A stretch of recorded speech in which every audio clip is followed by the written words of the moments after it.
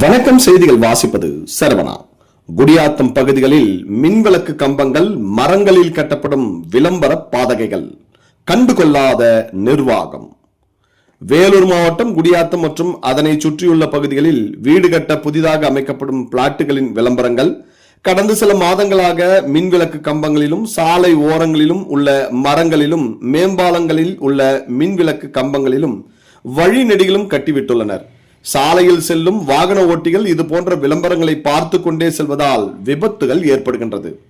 இது போன்ற விளம்பரங்கள் செய்யக்கூடாது என்றும், அப்படி விளம்பரங்களை வைத்தால் உடனடியாக அப்புறப்படுத்திவிட்டு சம்பந்தப்பட்ட நபர்களுக்கு உடனடியாக அபராதம் விதிக்க வேண்டும் என சட்டம் இருந்தும் சம்பந்தப்பட்ட துறை அதிகாரிகளும் அதனை பார்த்து கொண்டேதான் செல்கின்றனரே தவிர நடவடிக்கை எடுத்ததாக தெரியவில்லை.